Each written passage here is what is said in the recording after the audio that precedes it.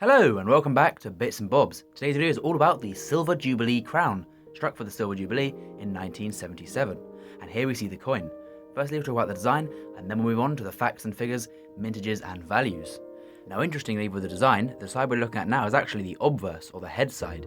As we see the Queen on the side of the coin, rather than just a portrait of her face as usual, she is now mounted on horseback, riding on her horse, in a similar style to her coronation crown back from 1953. And the Queen on horseback has been a tradition for Jubilee coins going forward up to the Platinum Jubilee. The design also features the legend Elizabeth II DG Reg FD, which means Elizabeth II by the grace of God, Queen and Defender of the Faith, and the date at the bottom, 1977. The horse is believed to be called Winston, and the Queen can be seen enjoying a nice ride on her horse, as she liked to do often throughout her reign as a pastime. Now we'll move on to the reverse of the coin, or the tails side. Both sides of this coin were designed by Arnold Machin, and here on the reverse he has depicted the crown above an inner circle, featuring in this circle a bird and a special ceremonial spoon used earlier in the Queen's coronation and for coronations before hers. It is known as the anointing spoon.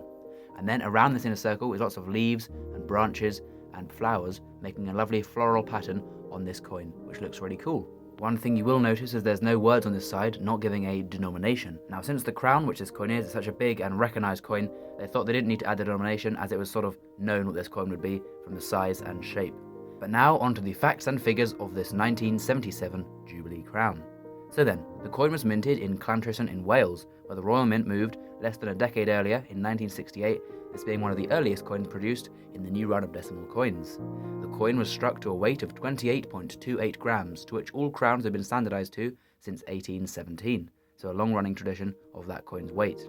The coin is a big coin and has a diameter of 38.61 grams, also being standardised in 1817 in the Great Recoinage under the reign of George III. And rounding it off was the thickness of 2.89mm, which, as I say, makes the crown one of the biggest coins to be minted in British circulation.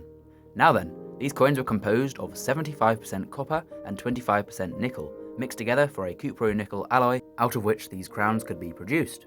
The coin has a mintage of 37,061,160, so they're quite common indeed, and I'm sure you found a few yourself, as with 37 million of them, they're in plentiful supply for anyone who wants them. Now interestingly, these coins are still legal tender, and have a face value can be spent at 25 pence, a 1/4 of a pound coin. But back in 1977, the 25p face value was equal to around £2 in today's money, so the coin could buy you a bit more back in the day, but it can still be spent today, which is interesting.